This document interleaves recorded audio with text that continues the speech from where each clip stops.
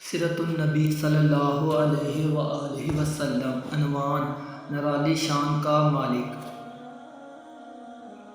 حضرت آمنہ کے انتقال کے 5 دن بعد ام احمد آپ صلی اللہ علیہ وآلہ وسلم کو لے کر مکہ پہنچی تو آپ کو عبدالمطلب کے حوالے کیا۔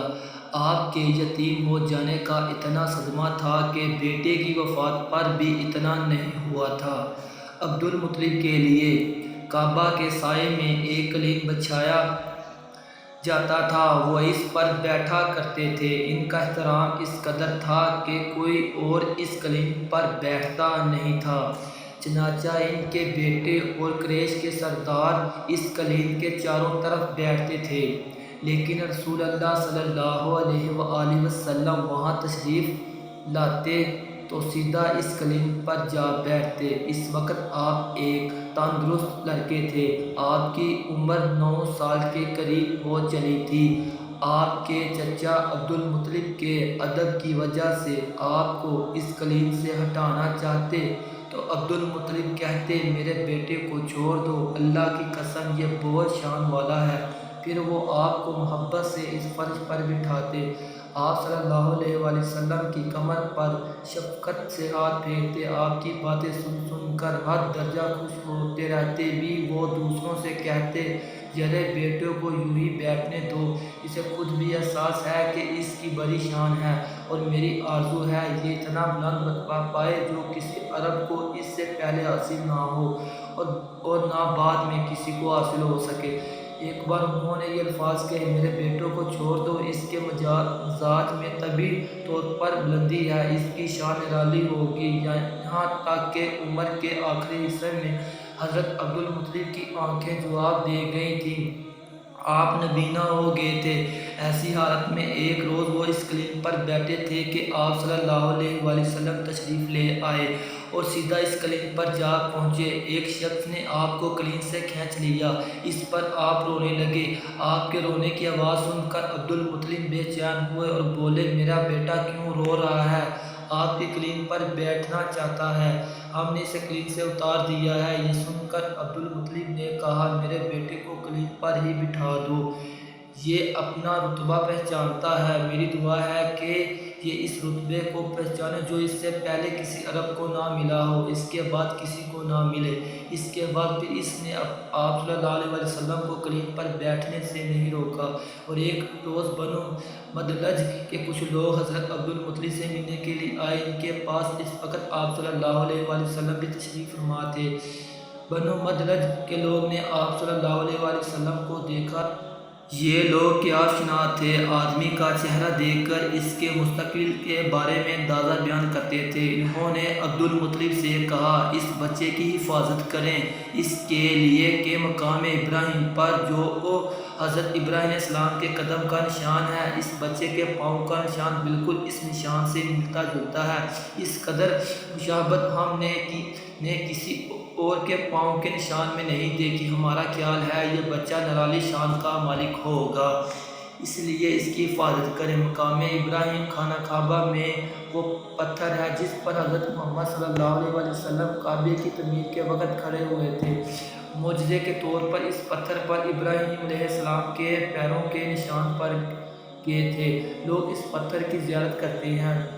یوں ہی مقام ابراہیم ہے، چونکہ آپ حضرت ابراہیم علیہ السلام کی نسل سے ہیں، اس لیے ان کے پاؤں کی مشابہت آپ میں ہونا قدرتی بات تھی۔ ایک روز عبدالمطلب خانہ کعبہ میں حجرۃ اسود کے پاس بیٹھے ہوئے تھے، ایسے میں ان کے پاس نجران کے عیسائی آ گئے۔ ان میں ایک پادری بھی تھا۔ اس پادری نے عبدالمطلب سے کہا، ہماری کتابوں میں ایک ایسے نبی کی علامات ہیں جو اسماعیل کی اولاد میں ہونا باقی ہے، یہ شہر اس کی پیدائش کی جگہ ہوگا، اس کی یہ نشانیاں ہوں گی۔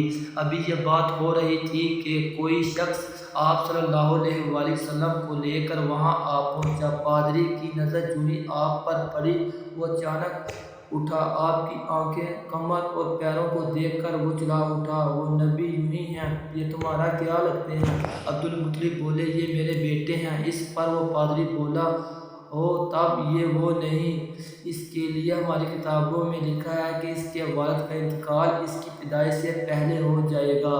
یہ سن کر عبد المطلب بولے، یہ دراصل میرا پوتا ہے، اس کے باپ کا انتقال اس وقت ہو گیا تھا جب یہ پیدا بھی نہیں ہوا تھا۔ اس پر پادری بولا، یہ بات ہوئی نا، آپ اس کی پوری طرح حفاظت کریں۔ عبد المطلب کی آج سے محبت کا یہ عالم تھا کہ کھانا کھانے بیٹھتے تو کہتے، میرے بیٹے کو لے آؤ۔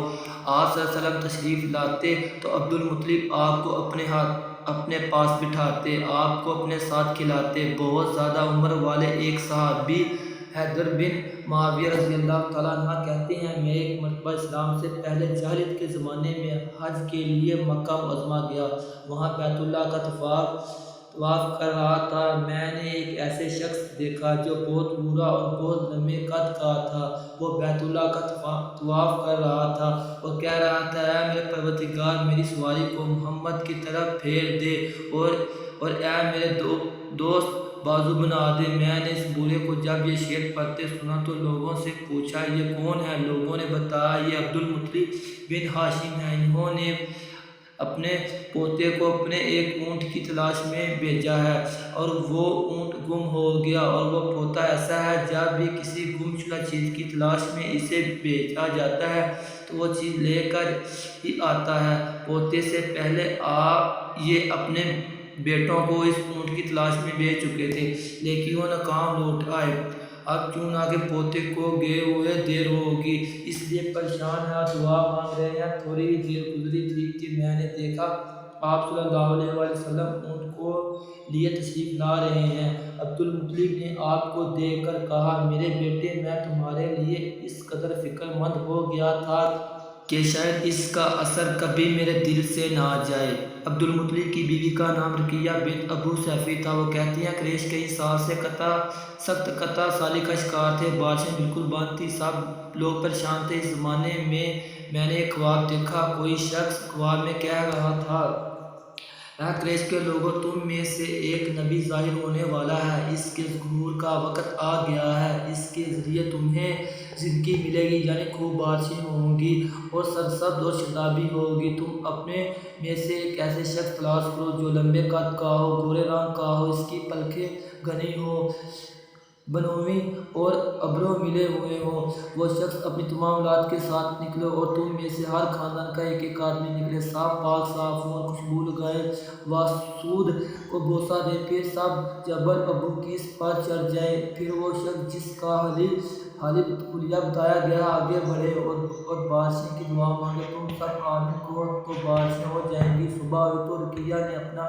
یہ خواب قریش سے بیان کیا۔ انہوں نے نشانیوں کو تلاش کیا تو سب نشانیاں عبد المطلب میں مل گئیں، چنانچہ سب ان کے پاس جمع ہوئے، ہر خاندان سے ایک ایک آدمی آیا۔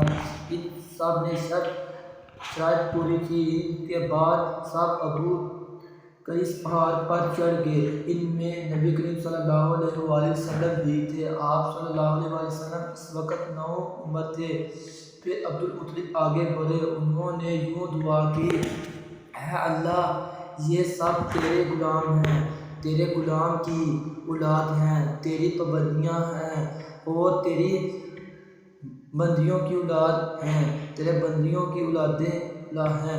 ہم پر جو برا وقت آ پڑا ہے تو دی رکھ، ہم مسلسل قطع سالی کا شکار ہیں، اب اونٹ، گائیں، گھوڑے، کچر، گدھے سب کچھ ختم ہو چکے ہیں اور جانوروں پر بند آئی ہے، اس لیے ہماری یہ خشک سالی ختم فرما دے، ہمیں زندگی اور سرسبز اور شادابی عطا فرما دے۔ ابھی یہ دعا ہی مانگ رہے تھے کہ بارش شروع ہوگی۔ وادیاں پانی سے بھر گئیں، لیکن اس بارش میں ایک بہت عجیب بات ہوئی، اور وہ عجیب بات یہ تھی کہ قریش کو یہ سرابی ضرورت حاصل ہوئی، مگر یہ بارشیں قبلہ قیس اور قبلہ مدر کی قریبی بستیوں میں بالکل نہ ہوئی۔ اب لوگ بہت حیران ہوئے کہ یہ کیا بات ہوئی، ایک قبلے پر بارش اور آس پاس کے سب قلعے بارش سے محروم، تمام لوگوں کے سردار جمع ہوئے۔ اس سلسلے میں بات چیت شروع ہوئی۔ ایک سردار نے کہا ہم زبردست فتح اور خوش سالی کا شکار ہیں، جبکہ قریش کو اللہ تعالیٰ نے بارشیں عطا کی ہیں اور یہ عبدالمطلب کی وجہ سے ہوا ہے، اس لیے ہم سب ان کے پاس چلتے ہیں، اگر وہ ہمارے لیے دعا کریں تو شاید اللہ ہمیں بھی بارشیں دے۔